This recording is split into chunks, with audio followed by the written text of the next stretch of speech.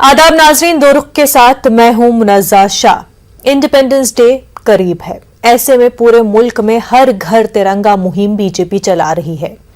BJP का ये मानना है कि लोगों में हुब्बुल वतनी जगाना ये बहुत ज़रूरी है, यानी कि अपने मुल्क के प्रति, अपने नेशनल फ्लैग के लिए मोहब्बत और वो जज्बा जगाना काफ़ी अहम है और इसके लिए हर घर तिरंगा मुहिम चलाई जा रही है। हालांकि 2016 से ही तिरंगा यात्रा बीजेपी की तरफ से निकाली जा रही है, लेकिन अगर हम इसके थोड़ा सा हिस्ट्री में जाए तो 2004 में कुछ इस तरह की तिरंगा यात्रा जो है वो उमा भारती की तरफ से निकाली गई थी, जब उन पर एक केस चल रहा था। लेकिन उसके बाद जब बीजेपी की सरकार आई, उसके बाद 2016 में हमने देखा बीजेपी ने तिरंगा यात्रा निकाली इसी वक्त के दौरान जब इंडिपेंडेंस डे करीब था। लेकिन ये ऐसा वक्त भी था जब कश्मीर में हालात काफ़ी ख़राब चल रहे थे, कश्मीर में टर्मोइल चल रहा था। वहीं मॉइस्ट जो अटैक्स है वो बढ़ गए थे। जेएनयू का इंसिडेंट भी काफ़ी तूल पकड़ चुका था। तो ऐसे माहौल में ये एक फैसला लिया गया था, मीटिंग हुई थी बीजेपी की, जिसमें ये फैसला लिया गया था कि बीजेपी तिरंगा यात्रा निकालेगी। उसके बाद हमने देखा 2017 में भी तिरंगा यात्रा निकाली गई और कश्मीर में भी आने की कोशिश की। बीजेपी के जो यूथ वर्कर्स है 200 के करीब बाइक रैली में आने की कोशिश की, लेकिन लाल चौक वो पहुंच नहीं पाए, उससे पहले उनको डिटेन कर दिया गया। जबकि जम्मू कश्मीर में उस वक्त बीजेपी की अलायंस गवर्नमेंट कोएलिशन में पीडीपी के साथ थे। बहरहाल, तो ये जो तिरंगा यात्रा है ये चलती आई है 2016, पिछले साल भी हमने देखा 2017 और 2021 में भी तिरंगा यात्रा निकाली गई और इस साल जो है हर घर तिरंगा मुहिम बीजेपी चला रही है। वजीर आजम ने तमाम लोगों से अपील की कि अपने घरों में तिरंगा लहराए और अपने सोशल मीडिया अकाउंट्स पर जो है अपनी डीपी चेंज करे और नेशनल फ्लैग लगाए। वहीं हमने देखा कि न सिर्फ ऑपोजिशन ने अपनी डीपीज चेंज नहीं की, डिस्प्ले पिक्चर अपने सोशल मीडिया अकाउंट पर चेंज नहीं की। कई ऐसे बीजेपी एलाइज भी है जिन्होंने अपने सोशल मीडिया अकाउंट पर डिस्प्ले पिक्चर चेंज नहीं की। वहीं इस पूरे मामले को लेकर के जहां पर बीजेपी इसको एक शहीद जो हुए मुल्क की खातिर, मुल्क के लिए जिन्होंने जान कुर्बान की, उनको याद करने का, उनको एक रिस्पेक्ट देने का मौका बता रही हैं। ये एक जश्न के तौर पर उनकी कुर्बानियों को याद रखने के लिए बता रही है। वही ऑपोजिशन मानती है कि एक पब्लिसिटी स्टंट है, ये सियासत कर रही है बीजेपी। इस पूरे मामले को लेकर के तिरंगे के लिए मोहब्बत हर एक को है, लेकिन ऑपोजिशन का मानना है कि बीजेपी तिरंगे का इस्तेमाल कर रही है, अपने सियासी फायदे के लिए इसका इस्तेमाल कर रही है। क्योंकि जब फार्मर्स एजिटेशन भी चल रहा था, जब किसान आंदोलन चल रहा था, तब भी जो है बीजेपी ने तिरंगा यात्रा निकाली थी। उस वक्त भी यही सवाल पूछा गया था और आपको मैं फिर याद दिला दूं, टर्मोइल के हवाले से भी जो जेएनके में 2016 में चल रहा था तब भी यही सवाल उठाए गए थे। तो अब भी जो है यही बात बार बार उठाई जा रही है कि अब जो ये बड़े पैमाने पर एक टारगेट सेट किया गया है 20 करोड़ के करीब, 20 करोड़ से ज्यादा घरों में तिरंगा लहराया जाएगा। ये तिरंगे के प्रति प्यार है या तिरंगा इस्तेमाल किया जा रहा है, इस पर बात करेंगे। हमारे साथ दो खास मेहमान जुड़े हुए हैं, एसएन सिंह साहब बीजेपी स्पोक्स पर्सन और साथ ही साथ कांग्रेस के spokesperson doctor Ajay Upadhyay साहब भी हमारे साथ जुड़ चुके हैं। दोनों का खैर मकदम है। सबसे पहले तो सिंह साहब आप ही से पूछ लेते हैं, हर घर तिरंगा, इसके पीछे क्या इंटेंशन है बीजेपी का, सेंट्रल गवर्नमेंट का क्या इंटेंशन है? देखिए, यह एक भाव है राष्ट्रभक्ति भरने का और इसको राजनीति से जोड़ के नहीं देखना चाहिए। ये मानना चाहिए कि एक बड़ी लकीर जो भारतीय जनता पार्टी के द्वारा खींची जा रही है, आप उसमें बढ़ चढ़कर हिस्सा लें। यह एक ऐसा कार्यक्रम है जो राष्ट्र भावना को आदमियों के अंदर भरता है और मैं तो कह रहा हूं कि इस तरह की चीजें आपको भी करना चाहिए। और विरोध किस बात का? अगर कोई विद्यार्थी पढ़ने में ज्यादा तेज है, आप उससे भी ज्यादा पढ़िए। आपकी सरकार जिस प्रदेश में आप बड़ी ऐसी स्कीमें लेकर आए, इस तरह के कार्य करिए निश्चित तौर पे, जिसमें राष्ट्र भावना की बात हो, राष्ट्र की एकता की बात हो और ऐसी चीजों को आप करते हैं तो उसका स्वागत होना चाहिए। आज देखिए एक मंत्रालय, संस्कृति मंत्रालय जो भारत सरकार का मंत्रालय है और वो सभी का मंत्रालय है। जो जितने सांसद हैं वो तमाम लोग मंत्रालयों के अधीन होते हैं। तमाम ऐसे सांसद हैं जो अपने कार्यकाज को लेकर मंत्रालयों में जाते हैं और ये मान के चलते हैं सरकार सबकी होती है। आज संस्कृति मंत्रालय के द्वारा एक आयोजन रखा गया था तिरंगा रैली का, और सभी के पास उपराष्ट्रपति के द्वारा, जो सबका उपराष्ट्रपति है उसके द्वारा उनको इनविटेशन भेजा गया था। लेकिन ओछी राजनीति का एक परिचायक देखिए कि उसमें भी राजनीति सूझ रही है। अरे भाई, अगर भारतीय जनता पार्टी कोई कार्यक्रम करती तो हो सकता है 1 मिनट के लिए आप उसका विरोध करते, लेकिन जो देश के उपराष्ट्रपति हैं, जो संवैधानिक पद पर बैठे हैं और जो एक सरकार के द्वारा किया जा रहा है उसका भी विरोध कर रहे हैं। और कांग्रेस बयान क्या दे रही है, उस बयान को भी देखिए। नेशनल हेराल्ड केस को जोड़कर तिरंगे से आप तुलना कर रहे हैं। नेशनल हेराल्ड केस में एक परिवार के लोग फंसे हैं, एक व्यक्ति फंसे हैं, और तिरंगा किसका है? मुनज्जा जी का भी है, एसएन सिंह का भी है, अजय जी का भी है, और पूरे देश के लोगों का है। पूरे देश के लोगों का मान सम्मान बढ़ा रहा है। आज राहुल गांधी जी उस तिरंगा यात्रा में आते तो देश के लोगों का मनोबल बढ़ता, और मुझे लग रहा है कि राहुल गांधी जी का भी कद पद और ज्यादा बढ़ता। यह तो एक सम्मान का विषय था, यह तुष्टीकरण की राजनीति नहीं थी। इसको कभी इससे नहीं देखना चाहिए। और यह राष्ट्रीय कार्यक्रम था, सरकार का कार्यक्रम था। मुझे लगता है कि इस तरह की राजनीति को छोड़कर जहां देश और राष्ट्र की बात है, सभी लोगों को एक साथ होना चाहिए। देखिए, हमारे पड़ोस में भी कई देश ऐसे हैं जहां अगर कोई योजना इस तरह की लेके सरकार आती है तो सभी लोग उसका साथ देते हैं। और इंदिरा गांधी जी के समय में अटल बिहारी वाजपेयी जी ने जो चंडी और दुर्गा की उपाधि देकर और कई बार पीठ थपथपाने का कार्य और साहस दिखाते हुए, बड़प्पन दिखाते हुए उनको आगे करके ये बताना कि ये यही सही मायने में देश के उचित प्रतिनिधित्व को कर सकती हैं, ऐसा कार्य करके हमने आपके मान सम्मान को बढ़ाया, देश के मान सम्मान को बढ़ाया। और इस तरह के जब कार्यक्रम, राष्ट्रीय कार्यक्रम हो, देश के मान सम्मान के बढ़ाने का कार्यक्रम हो, मुझे लगता है कि हम लोगों को आपसी भेदभाव भूलकर और भाईचारे के साथ सभी को एक साथ खड़े होकर, तिरंगा के साथ खड़े होकर ये दिखाना चाहिए पूरा देश आज तिरंगा के साथ खड़ा है। और हमारे पूरा देश कब नहीं था तिरंगे के साथ? ये कब आया कि देश में किसी को तिरंगे से प्यार नहीं है? ये तो कभी ऐसा था नहीं कि देश में जो भी लोग मौजूद है, चाहे वो आम आदमी हो, पॉलिटिशियन हो, किसी भी पार्टी से हो, हर एक को तिरंगे से प्यार है। तो ये क्यों ऐसा ख्याल है कि किसी को तिरंगे से प्यार नहीं है और उसको जाहिर करने की या उसको एनफोर्स करने की जरूरत पड़ गई है? साल में अमृत महोत्सव मनाया जा रहा है और मैं कह रहा हूं एक बड़ा कार्यक्रम हो रहा है, एक बड़ी चीज हो रही है, एक खुशी का अगर मौका है और वहां पे आप मुस्कुराए भी नहीं तो इसको क्या कहें?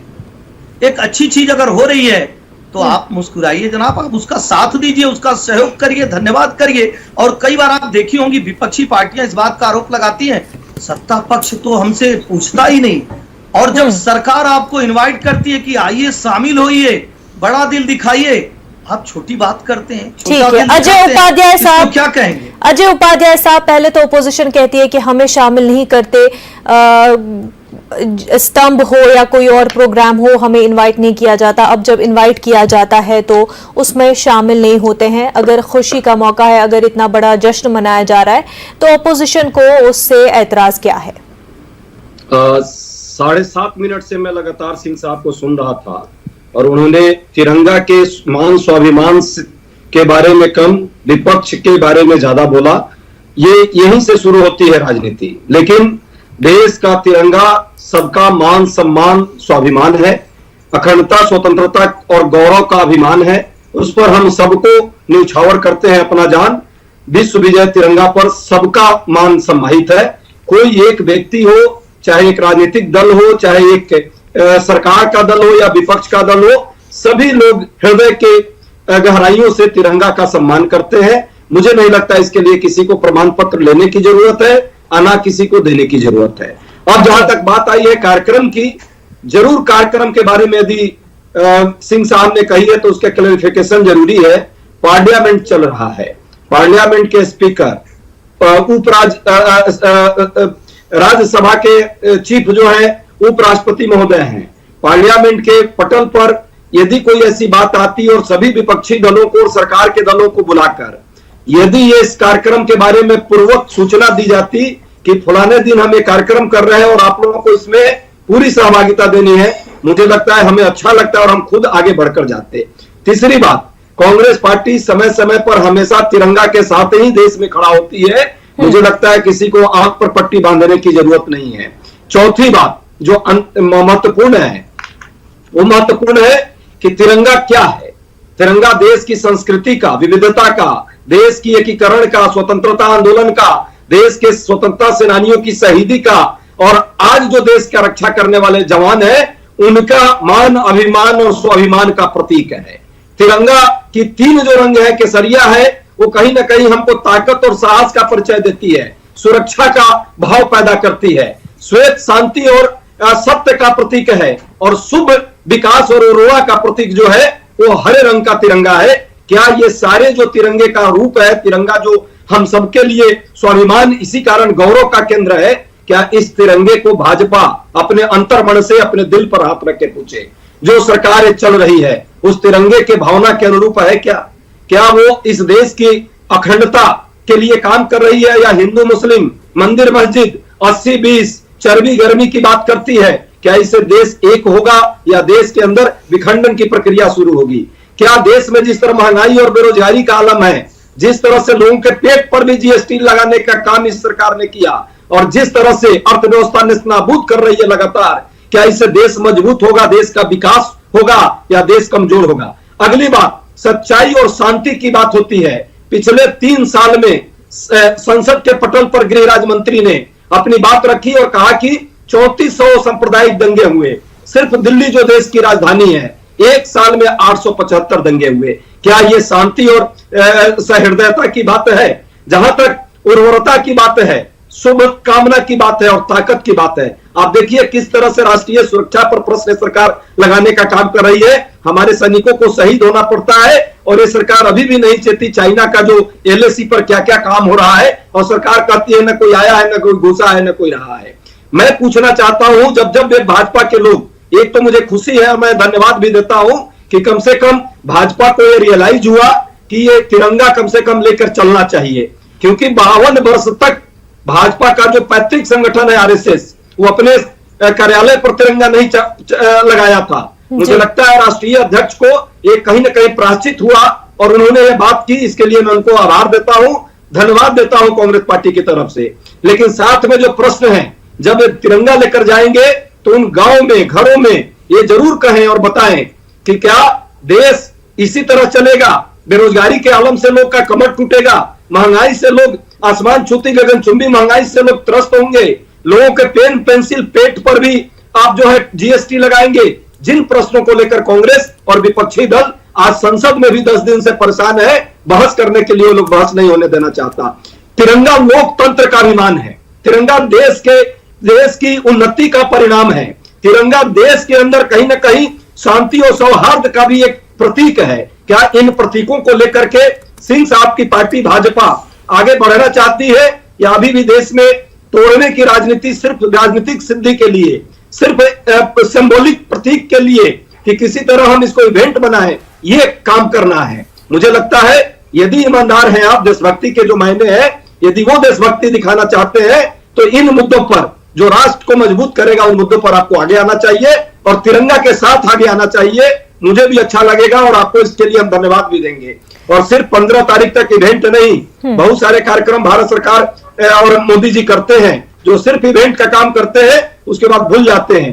15 के बाद भी डीपी लगना चाहिए, तब मैं जानूंगा भाजपा वालों का कि दिल से उन्होंने तिरंगा का सम्मान किया था, भाजपा की ओछी राजनीति नहीं की थी, तिरंगे पर राजनीति नहीं। और देश से कई सारी बातें यहाँ पर अजय उपाध्याय साहब ने कही, उन सब का क्या कुछ आपका जवाब होगा वो भी जानूंगी। लेकिन एक बात जो अजय उपाध्याय की साहब की बातों में भी सामने आई है और ओपोजिशन भी लगातार कह रही है कि जब भी कोई मुल्क में कोई मुद्दा होता है, कोई बहुत बड़ा मुद्दा होता है, वो सामने आता है और कहीं ना कहीं सरकार को लगता है कि वो उनके अगेंस्ट जा रहा है, तो बीजेपी जो है नेशनलिज्म का मुद्दा उठा देती है। जहां पर इस वक्त महंगाई की मार जो है लोग झेल रहे हैं, जहां पर जीडीपी के हवाले से बातें उठ रही है, वहीं डॉलर और रुपए का कंपैरिजन हो रहा है, इतने सारे पेट्रोल और डीजल की कीमतों पर बात उठ रही है। तो इस सब के बीच नेशनलिज्म का फिर से हवाला दे रही है बीजेपी। इस तरह के सवालात जो है इस मुहिम पर उठ रहे हैं। राष्ट्रीयता की बात करना कोई अपराध नहीं है, और उन मुद्दों पे सड़क से लेकर संसद तक आप अपनी आवाज उठा सकते हैं। आप महंगाई पे चर्चा कर सकते हैं और हम उसका जवाब देने के लिए तैयार हैं, हम टीवी पे देने के लिए तैयार हैं, और हमारे माननीय तमाम हमारे बड़े पदाधिकारी आपको संसद से लेकर सड़क तक उसका जवाब देने के लिए तैयार हैं। लेकिन मैं अजय जी की बात को अभी सुन रहा था, निश्चित तौर पे भारतीय जनता पार्टी देश में इमरजेंसी लगाकर तिरंगा के उस स्वाभिमान का अपमान नहीं कर रही है, और भारतीय जनता पार्टी वो भी कार्य नहीं कर रही है जिस तरह से कांग्रेस के लोग सेना के बड़े पदाधिकारी को क्या क्या नहीं करते और अपमान करने का कार्य करते हैं। हमारे देश के गौरव की बात को ले जाकर विदेशों में नीलाम करने का कार्य अगर कोई करता है तो कांग्रेस पार्टी करती है। हमारे देश में जब तिरंगे का अपमान होता है, जम्मू कश्मीर में तिरंगा जलाया जाता है, एक बार भी कांग्रेस के लोग नहीं बोलते हैं, केवल भारतीय जनता पार्टी को सर, जिस कांग्रेस की आप बात कर रहे हैं, जिस कांग्रेस की आप सर बात कर रहे हैं, इंडिपेंडेंस से पहले ये इंडियन नेशनल कांग्रेस का ही तिरंगा था, ये उसी को अपनाया गया। ऐसा नहीं है कि इस तिरंगे के हवाले से कांग्रेस की भी बहुत बड़ी हिस्ट्री है सर। 70 समाप्त होता है, तिरंगा और ऊंचाई पे जाता है, और एक देश में 2 विधान 2 प्रधान समाप्त होते हैं, और भारत का एक ऐसा भूभाग जहां तिरंगा नहीं फहराया जाता था, वहां तिरंगा फहराया जा रहा है। भारतीय जनता पार्टी की सरकार ने कार्य करके दिखाया, और आप सवाल उठा रहे हैं भारतीय जनता पार्टी से तुष्टीकरण की राजनीति कौन करता है, अल्पसंख्यक आयोग कौन बनाता है। संविधान इतना बड़ा चल रहा था, उस संविधान में संशोधन करके एक लोगों की तुष्टीकरण का कार्य करने का कार्य आप करते हैं, भारतीय जनता पार्टी नहीं करती। हम तो हमेशा से पहले दिन से फाउंडेशन डे से हमारा नारा रहा कि देश में 2 विधान नहीं चलेंगे, 2 संविधान नहीं चलेंगे। पटेल साहब जब जोड़ रहे थे, पूरे देश को एक कर रहे थे, उस समय भी तिरंगा को थोड़ा सा झुकाने का कार्य किसने किया? कांग्रेस के जवाहरलाल नेहरू जी ने किया। खैर कोई बात नहीं, मैं कह रहा हूं, मैं विनम्रता से हाथ जोड़कर सर देखिए, क्योंकि आप बात छेड़ रहे हैं जवाहरलाल नेहरू की, और हम वापस थोड़ा पीछे जा रहे हैं और तिरंगे की बात कर रहे हैं सर। इसी हवाले से इसी बारे में आपसे पूछना चाह रही हूँ, आप इसी हवाले से जवाब दीजिएगा सर, क्योंकि हम तिरंगे की हिस्ट्री और उससे जुड़े लीडरान की बात कर रहे हैं। तो कांग्रेस के बहुत बड़े बड़े लीडर जवाहरलाल नेहरू जिन्होंने 10 साल जेल में बिताए, महात्मा गांधी जिन्होंने 7 साल जेल में बिताए, बहुत बड़े बड़े लीडर जिनकी लाइफ जो है पूरी इंडिपेंडेंस से जुड़ी हुई है, और उसी कांग्रेस की हिस्ट्री ही इस तिरंगे से भी जुड़ी हुई है। मैं जानना चाहती हूँ, और ये सवाल भी एक्सपर्ट्स के द्वारा भी उठाया जाता है कि क्या, क्योंकि एक ऐसी इतने सालों से इतनी बड़ी हिस्ट्री रही है कांग्रेस की तिरंगे के साथ, क्या उसी को कहीं ना कहीं लोगों के जहनों में बदलने की ये बीजेपी की कोशिश है?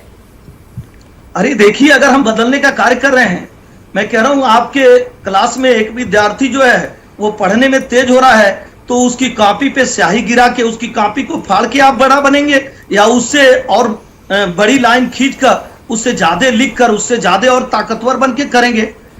सबसे बड़ा सवाल है, आज देश के लोगों ने क्यों कांग्रेस को छोड़ दिया?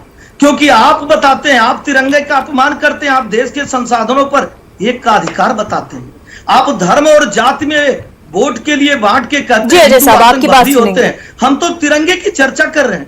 तिरंगा जो है आपका भी है, हमारा भी, हाथ जोड़कर विनम्रता से मुझे समझ दीजिए। राष्ट्रपति जी आपके थे और हमारे भाई झूठ बोल रहे थे। ठीक है, अजय उपाध्याय साहब आप कुछ कहना चाह रहे हैं?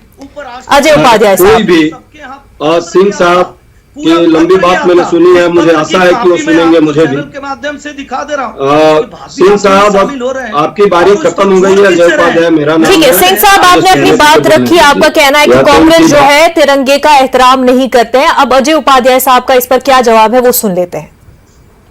और 2-3 बातें मैडम अभी कहा है इन्होंने, सिंह साहब ने। पहली बात, एक विधान एक प्रधान, एक विधान पर हम सब है। एक विधान देश का संविधान है, जिस संविधान की आत्मा को इन लोगों ने झकझोरने का काम किया है। आज जिस तरह से पूरे देश में जिस तरह से धार्मिक उन्माद फैला करके, किसी न किसी रूप में मॉब लंचिंग करके, जिस तरह से समुदायों के बीच बंटवारा करके, जिस तरह से देश की विविधता को जो एक राष्ट्रीय एकता का प्रतीक है, अनेकता में, बीच में नहीं बोलता मैं, फिर मैंने बीच में नहीं बोलता सिंह साहब, सिंह साहब, मैं बीच में महाराष्ट्र नहीं बोला हूँ। में एक साधु 10 की सेकंड हत्या हुआ, की जाती शुरू हो है, गया। जहां इन्हीं को आपको बोलने समर्थन दीजिए। देके सरकार सिंह साहब सुन लीजिए, जवाब सुन लीजिए, आपको मैंने पूरा मौका दिया आपकी बात रखने का। आप अजय उपाध्याय साहब की भी बात सुन लीजिए, उसके बाद आप अपनी बात फिर से रखिएगा। बीच में आप भी बोल नहीं, रहे थे, आपको पॉइंट, आपको सवाल, आप जो बात दे रहे थे उसी पर आपको सवाल पूछ रहे थे। सुनना चाहती थी आप, क्यों नहीं राष्ट्र की बात सुनना चाह रही? सर उसके बाद आप फिर से अपना जवाब रखिएगा, आपको पूरा मौका दे। सिंह साहब जी, हम लोग बदतमीजी नहीं करते, लेकिन आती सबको है।